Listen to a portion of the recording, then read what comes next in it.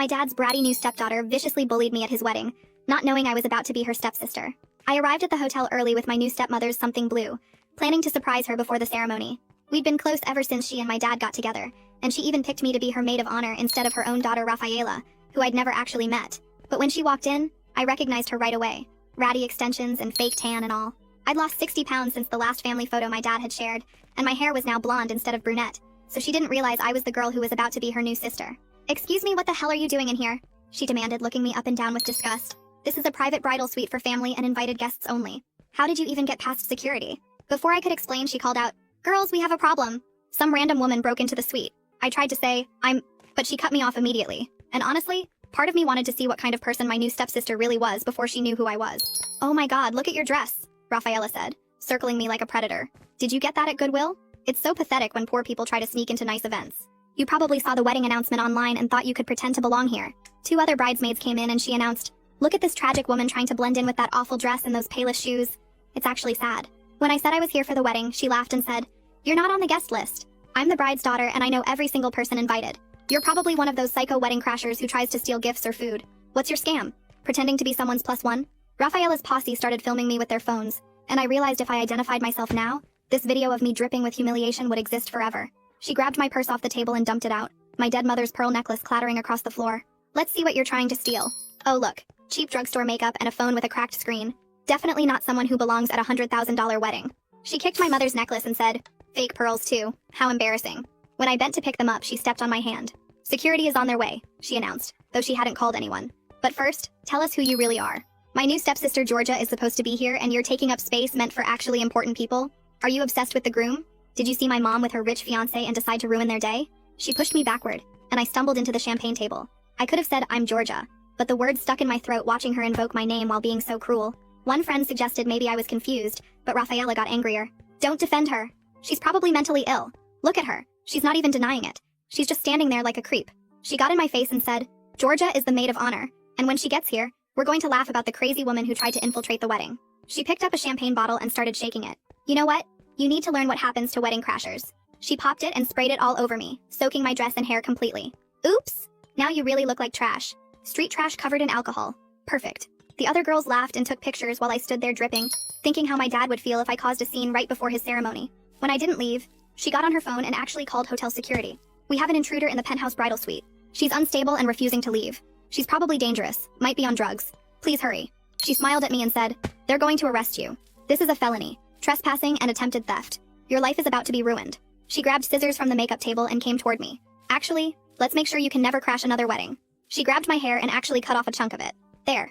Now you look as crazy on the outside as you are on the inside. When Georgia gets here, the actual maid of honor, I'll tell her how I protected the wedding from a psycho stalker who was probably going to hurt someone." At this point, I was in too much shock to speak. That's when the door to the adjoining room opened, and my stepmother walked out in her robe, hair and makeup perfect. "Georgia, there you are. I was wondering when my maid of honor would arrive. Sweetheart, what happened to your hair?" Rafaela's hand still held the scissors and my cut hair as she stared between us, her face draining of all color as she realized she'd just assaulted her new stepsister. My stepmother's eyes went from the scissors to the chunk of blonde hair on the floor, to my butchered head, and her whole body went rigid. She rushed across the room and grabbed my face in her hands, turning my head to check my scalp for cuts while Rafaela stood there frozen with my hair still tangled in her fingers. The champagne that had been dripping off my dress was pooling on the white carpet and making these little splashing sounds every time I moved. My stepmother's fingers shook as she touched the jagged edges where Rafaela had hacked through my hair, and she whispered something I couldn't hear at first. Then she said it louder. "What did you do to Georgia?" And her voice cracked on my name.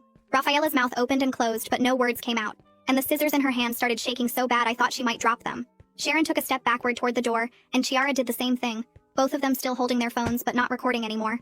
My dad must have heard the noise because he appeared in the doorway wearing his tux with the bow tie still undone, and this huge smile on his face that disappeared the second he saw me. He took in everything at once. Me soaked in champagne with chunks of hair missing, Rafaela holding the scissors, his bride with tears starting to form in her eyes. "Georgia, sweetheart, are you hurt?" he asked and started toward me, but my stepmother was already examining my scalp again. Before I could say anything, she spun around to face Rafaela, and her voice got hard in a way I'd never heard before. "Explain yourself right now," she said, and Rafaela finally found her voice and started talking so fast the words ran together. She kept saying she didn't know it was me, that she thought I was breaking in, that I looked different and wouldn't say who I was. Sharon quietly moved her hand to her purse and slipped her phone inside while Ciara kept looking between everyone like she wanted to disappear. Blake showed up then, the wedding planner in his perfect gray suit, and I saw his professional smile freeze when he took in the scene. He pulled out his phone immediately and started texting someone while walking further into the room to assess the damage. "We need to push the ceremony back," he said quietly, and then louder when no one responded. My stepmother reached out slowly and took the scissors from Rafaela's hand, setting them on the makeup table before telling Blake to call hotel security right away. She guided me to the couch and sat me down, her fingers going back to my hair to examine how bad the damage was. Every time she touched the cut edges, her hands trembled worse and I could see her trying not to cry.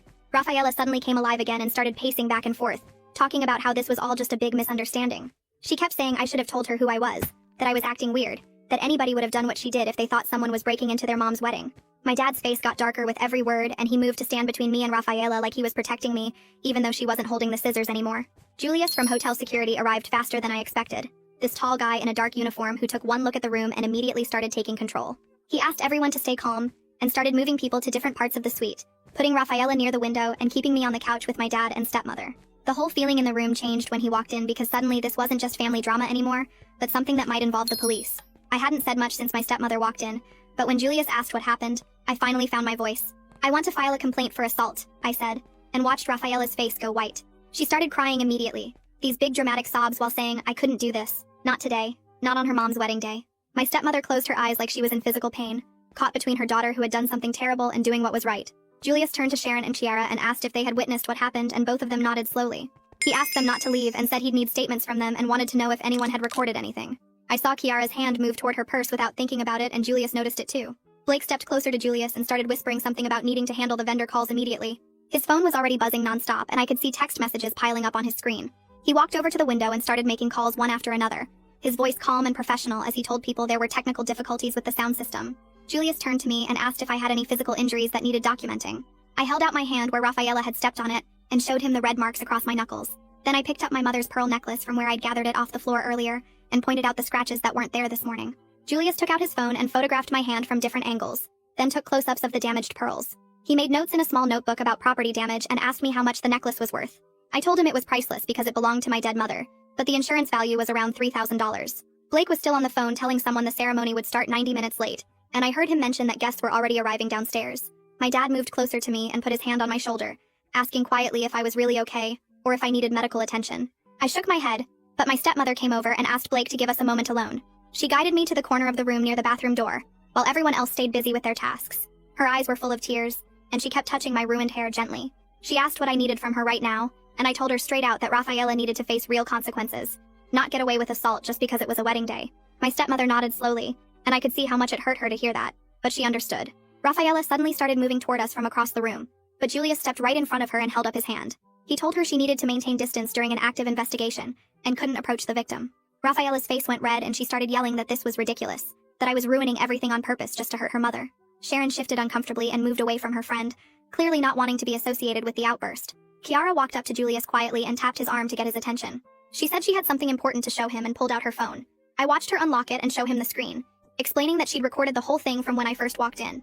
She said what Rafaela did was wrong and she was willing to share the video as evidence even though they were friends. Rafaela stared at Chiara with her mouth open like she couldn't believe the betrayal.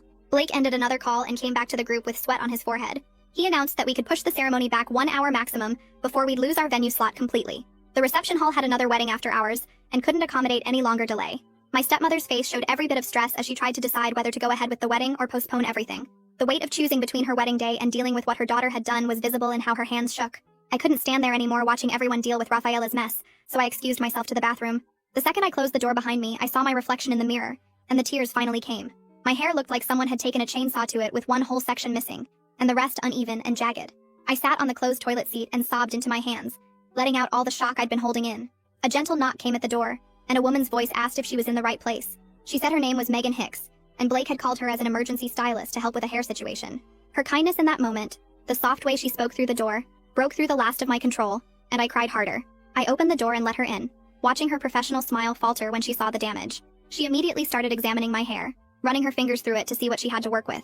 She opened her case full of scissors and styling tools and told me she could make this work, that she'd seen worse and fixed it. While she started evening out the edges, I could hear voices getting louder in the main room.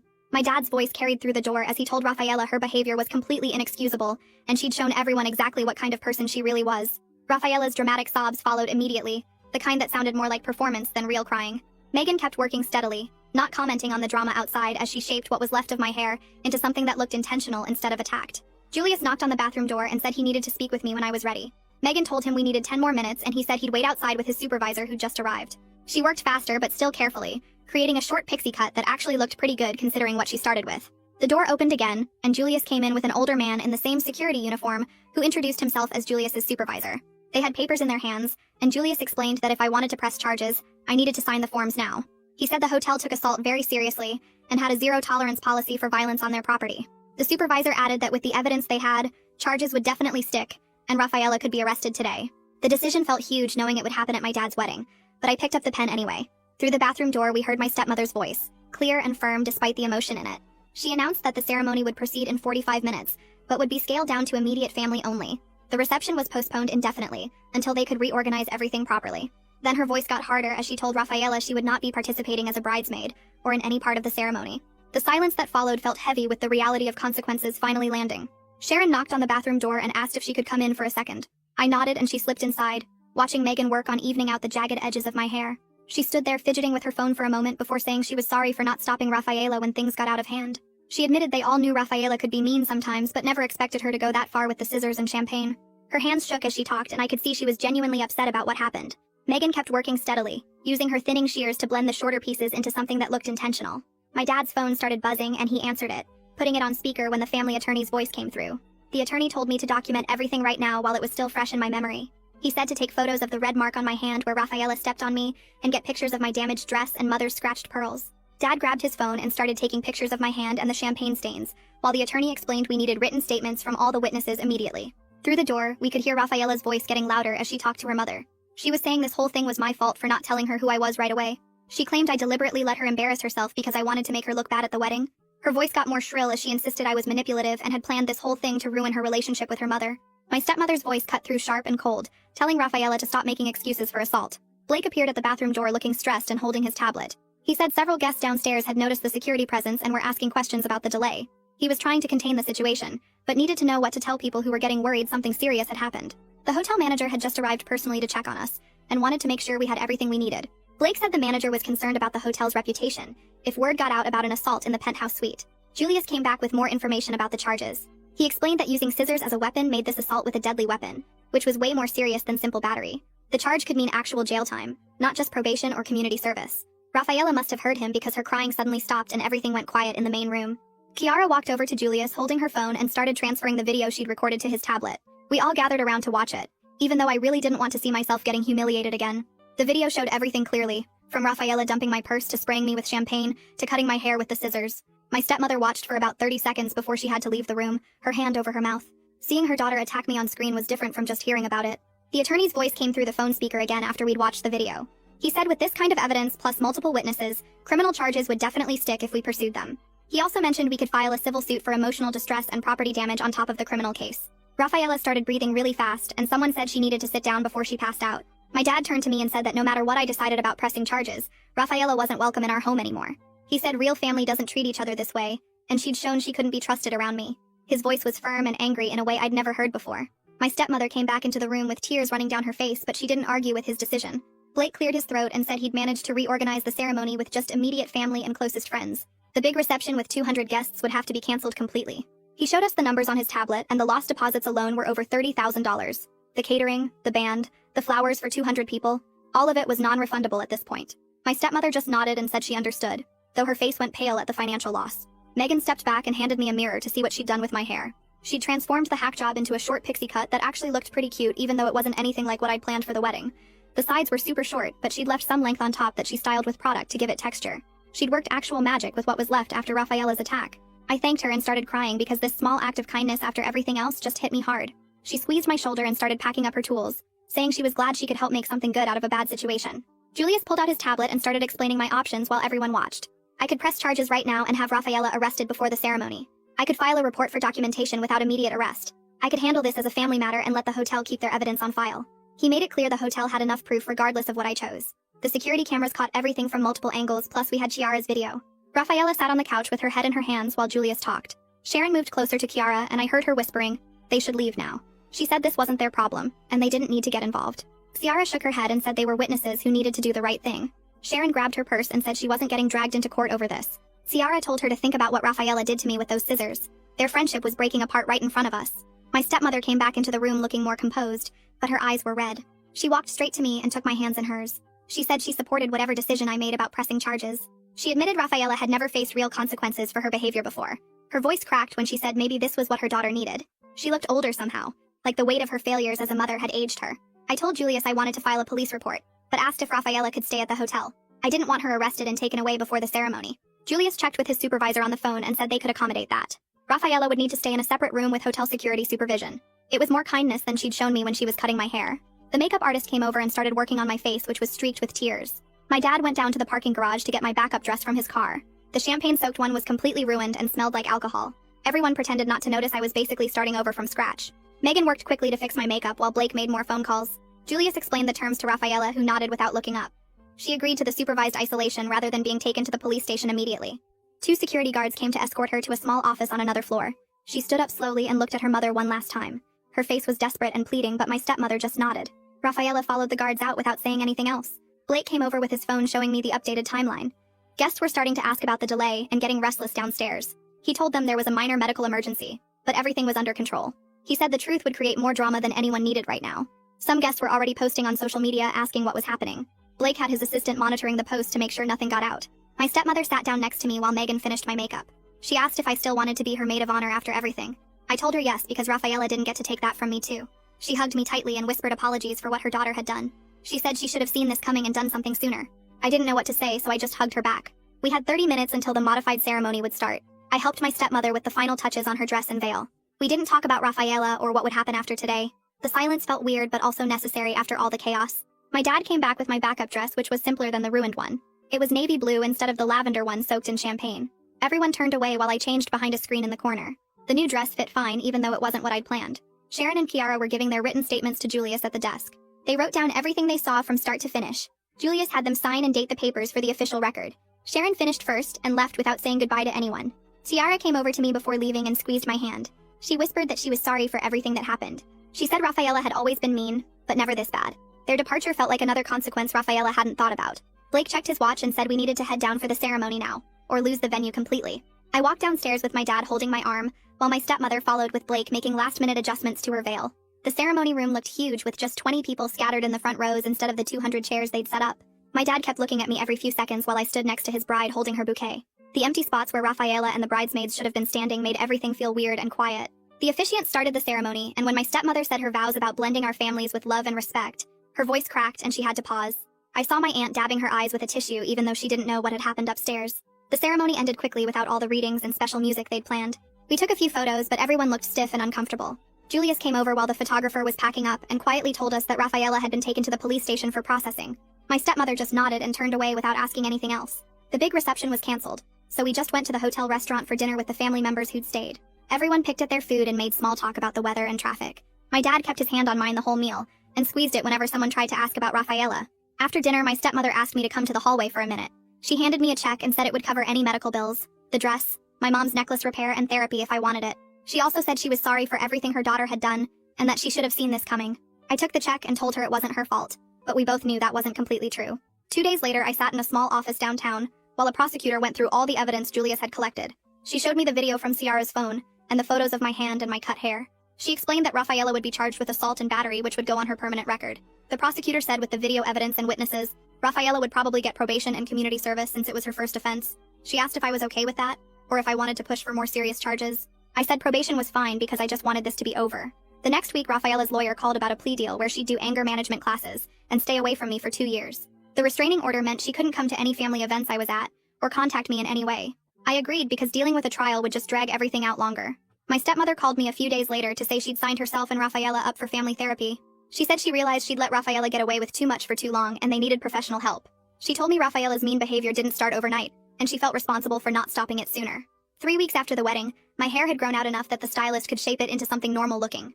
My mom's pearl necklace came back from the jeweler fixed, but I could still see tiny scratches when the light hit them a certain way. My hand had healed completely, but sometimes I still felt that phantom pressure from Rafaela's shoe.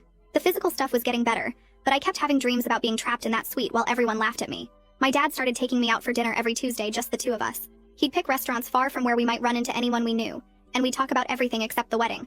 One night he told me he was proud of how I'd handled everything, and that Rafaela would never be allowed near me again. He said he'd make sure of it even if it meant missing some holidays with his wife. He also said he wished he'd protected me better, and that he should have known something was wrong when Rafaela didn't want to meet me before the wedding. These dinners became the best part of my week because it felt like I had my dad back without all the step-family drama. My stepmother kept sending me updates about Rafaela's community service at a homeless shelter and how therapy was going. She said Rafaela was learning about consequences and starting to understand how wrong she'd been. I never responded to these texts, but I didn't block her number either. Part of me hoped Rafaela would actually change, but mostly I just wanted to forget she existed. The wedding felt like it had happened years ago, even though it had only been a few weeks. Everyone in our family acted different now, more careful and quiet around each other. The family we were supposed to become at that wedding never really formed. Instead, we became something else.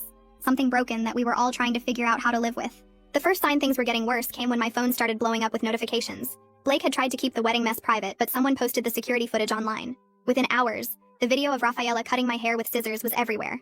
People I hadn't talked to in years were sending me links and asking if I was okay. The comments under the videos called Rafaela every name you could think of. Someone even made a meme out of her shocked face when my stepmother said my name.